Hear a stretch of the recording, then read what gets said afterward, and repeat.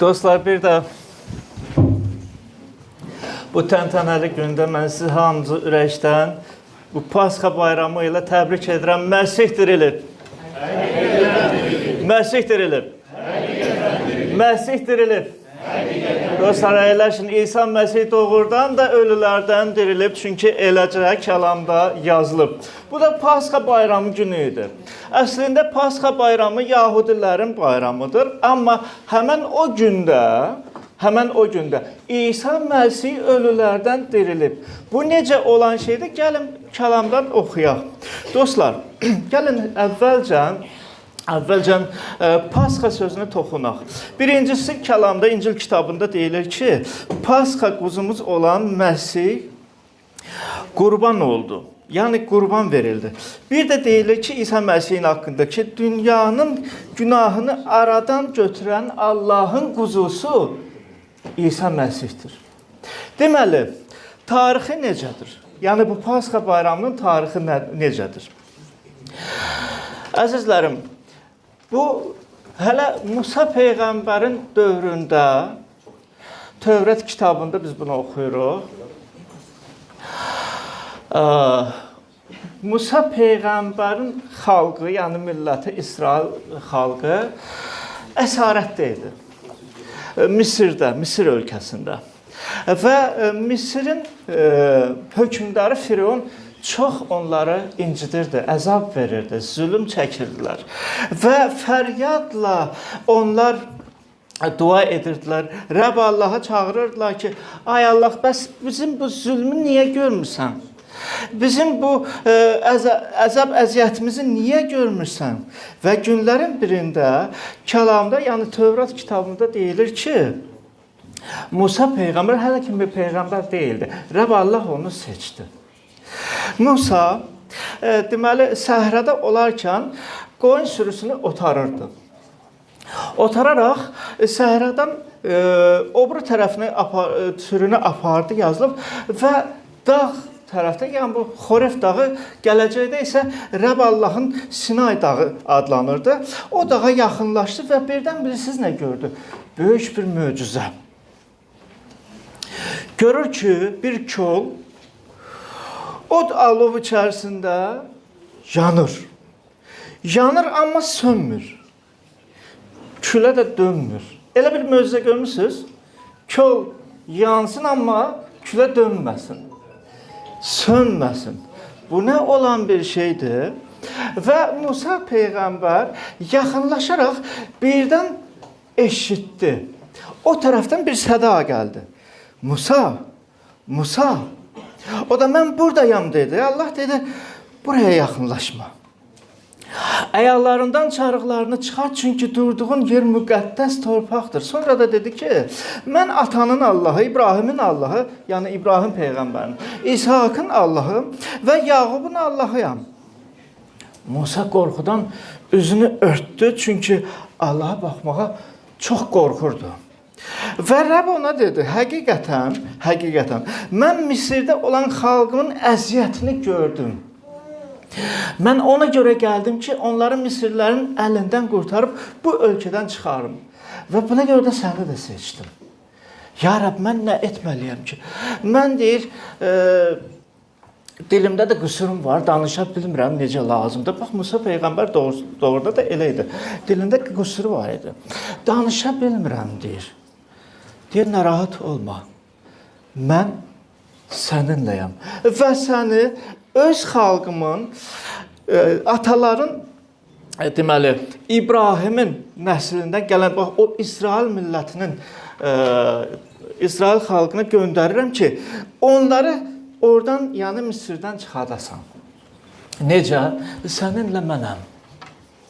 Səninlə mənəm. Və Musa Misrə gedərkən, gedib orada Firavuna dedi ki, səhrada mənə Rəbb göründü və Rəbb belə dedi. Xalqımı burax ki, səhrada mənim üçün bayram keçirsinlər. Və həmən o getdiyi yol 3 günlük yoldur. Burax. Amma Firavunun ürəyi inadkar olduğuna görə onları buraxmadı. Deyir, Rəbb kimdir, Allah kimdir, sən nə danışırsan? Rəbb deyir, mənəm. Siz təsəvvür edin. Kimdir? Onda Rəbb Allah Firavuna öz əlini göstərdi, öz gücünü göstərdi. Və dəfələrlə öz gücünü göstərərək Firavun elə anlamadı. Elə də anlamadı. Bir neçə yazılıb ki, cəzalardan keçirdi Rəbb Allah onu. Yenə də anlamadı. Və nəhayət Rəbb Allah Musaya deyir ki, bir cəza qalıb. Bir cəza qalıb. Bu cəzadan da bax bu Misiri keçirdəcəyəm. Firavunu keçirdəcəyəm. Bax onda buraxacaq. Nə edəcək? Nə edəcək? Dostlar, yazılıb ki, bütün ilk doğulan Misirdə, bütün ailədə ilk doğulan uşaq, körpə uşağı. Heyvanlardan da ilk doğulan heyvan balası məhv olacaq, öldürüləcək. Bax, ondan sonra onlar sizi Misirdən qovacaqlar, Firavun qovacaq, millət sizi qovacaq, siz də oradan çıxacaqsınız. Amma siz nə etməlisiniz? Bu gecə yarı olub, gecə yarı yazılıb ki, olub. Deməli, yazılıb ki, həmən o ay seçilmiş bir ay idi. Ayın deməli 10-cu günündə hər biriniz bir illik quzunu seçməlisiniz. Bir quzu seçməlisiniz. Və bir 4 gün keçəndən sonra o quzu kəsilməlidir. O quzu qurban gətirilməlidir və həmən o quzu Rəbbin Pasxasıdır. Bax, bu Pasxa deməkdir. Həmən o quzu, yəni Rəbbin Pasxasıdır. Və həmən o quzunu kəsəndə qanını götürüb, qapının yan tərəflərindən o quzunun qanı ilə deməli sürtün və qapının üst dirəkləri də qanı ilə sürtün deyir. Və deyir, gecə yarı deyir, mən deyir, Misirdən keçəndə, bax bu nişanı görəndə, qanı görəndə yan keçəcəyəm. Bir də Pasxa yan keçmək deməkdir. Yan keçəcəyəm, sizə toxunmayacağım. Amma o evdə ki, bu işarəni görməsəm, deməli, həmən evə bəla gələcək. Elə də oldu dostlar. Gecə yarı. Deməli 14 gün keçəndən sonra 14-cü günü bunlar deməli ki, axşamüstü İsrail xalqı hər bir ailə kimin ailəsi balaca idisə, o bir ailəyə qoşulurdu və onlar nə edirdi? Bir quzu seçib, bir illik quzu idi. Bir quzunu seçib onu qurban gətirdilər, kəsdilər və o quzunun qanını götürüb qapının yan tərəflərinə sürtüblər. Və gecə yarı Rəbb Allahın mələyi keçəndə o işarəni gördü və onlara toxunmadı. Amma bütün Misirə bəla gəldi. Siz təsəvvür edin. Hər bir evdə, hər bir ailədə kimin ilk uşağı, ilk oğlu yaxud ilk qızı var idisə, onlar məhv olurdu. Bir fəryad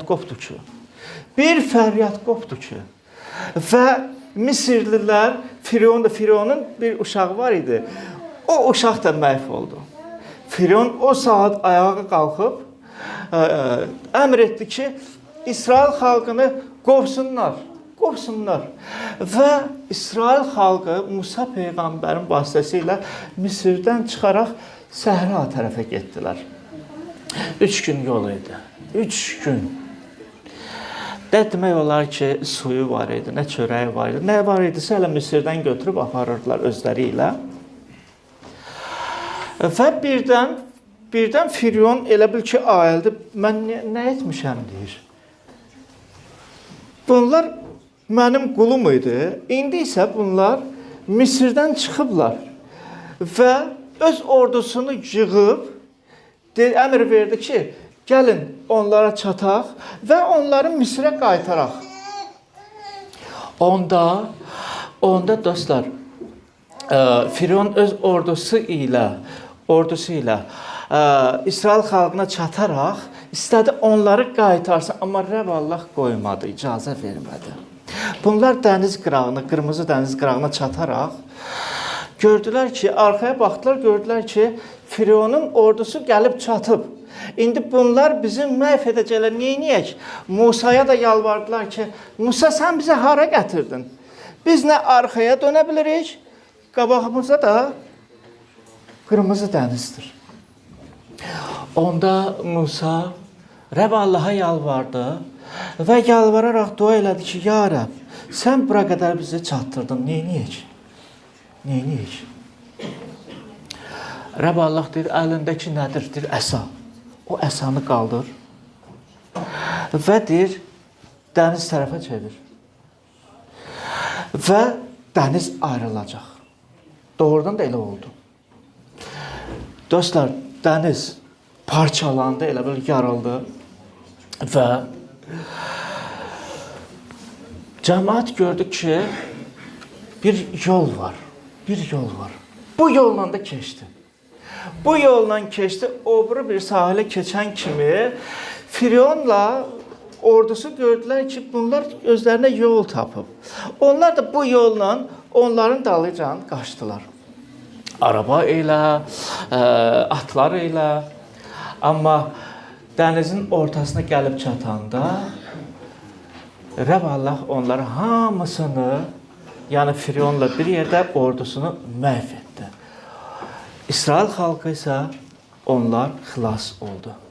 O gündən bəri hər il onlar yada salaraq Pasxa bayramını qeyd edirdilər. Dostlar, o quzu olmasaydı, o quzu kəsilməsəydi, o quzu qurban verilməsəydi, gətirilməsəydi, onlar da məhv olacaqdılar. Amma o ki, onlar qurban gətirdilər, Rəbb Allah onları azad etdi. Deməli, Pasxa bunların azadlığıdır. Pasxa bunların xilasıdır. Pasxa bunları ölümdən qurtardı. Amma indi gəlin, baxın, İncil kitabında nə deyilir? İncil kitabında isə deyilir ki, dünyanın, İsrail xalqının yox, bütün dünyanın, Allah bu dünyanı elə sevdi ki, yazılıb vahid oğlunu buraya göndərib.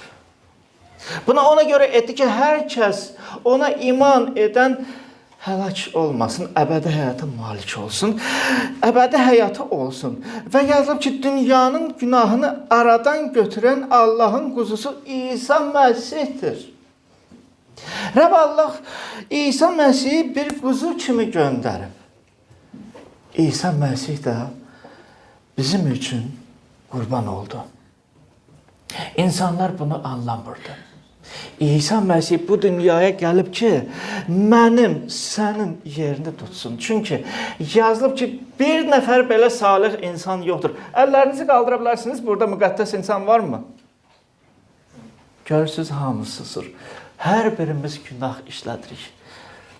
Elə bir insan yoxdur ki, günah işlətməsin. Günahın əvəzi bilirsiniz nədir? Əbədi ölüm. Əbədi ölümdən qurtarmaq üçün Rəbb Allah, bax bu quzunu, İsa Məsih, bax bizim Pasxamız olubdur. İsa Məsihi göndərib, o da yerimizi tutdu. Atacan, onları məhv etmə. Onları məhv etmə. Necə yəni etməyim? Bax, mənim qanım onlar üçün işarə olacaq. Kim ki mənə iman etsə, kim ki məni bir Allah quzusu kimi qəbul etsə, mənim qanım çarmıqda, yəni dar ağacında töküləcək. Məni mismarlayacaqlar, məni döyəcəklər, tüpürəcəklər, söyəcəklər. Qaldı ki, məni döyməlidirlər, qaldı ki, məni söyməlidirlər, qaldı ki, mən buna layiqəm, çünki mən günahkaram. Amma İsa deyir, atacan ona dəymə. Bu şəxsə dəymə, bu şəxsə dəymə, bax bunlara dəymə. Dünyanın quzusu mənəm. Onların yerini mən tutacağım. Elə də oldu, dostlar. Bizim yerimizi İsa Məsih tutdu və çarmıqda öldü. Və necə ki, dostlar, İsrail xalqı 3 gün səhrada idi, sonra da dənizdən keçdi. Kəlamda deyilir ki, İsa Məsihdən söhbət gedir. Bütün deyir bu dalğalar, bütün bu ləpələr, sular üzərimdən, başımın üstündən keçdi deyir. Keçdi. Dostlar, həyat qapısı İsa Məsih oldu. Həyat deyir mənəm. Mənim vasitəm olmasa Allahın yanına heç kəs gələ bilməz. Yol göstərən, həqiqəti göstərən, açan deyir, mənəm. Dünyanın quzusu mənəm. Dostlar, və 3 gün necə ki, o xalq səhrada qaldı, səhradan keçdi. Eləcə də 3 gün İsa Məsih qəbirdə qaldı.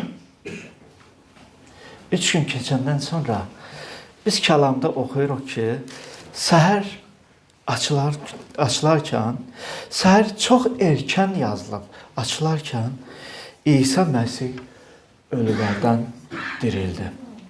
Qadınlar onun cəsədini görmək istədilər, ardıcıları. Amma bir mələyi gördülər. Mələk də onlara müraciət edərək dedi, nə üçün siz dirini ölülər arasında axtarırsınız? O burada yoxdur. O dirilmişdir. Dostlar, bax buna görə də biz bugün burada yığılmışıq.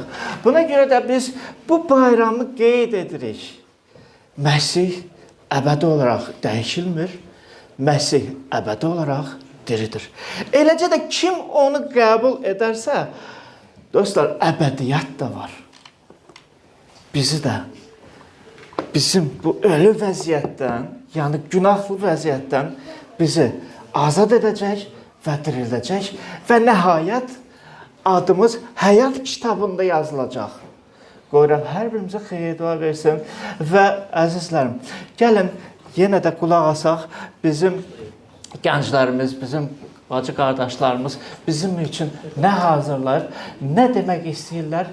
Gəlin bir yerdə diqqətlə qulaq asaq və Rəbbimizi izzətləndirək. Amin.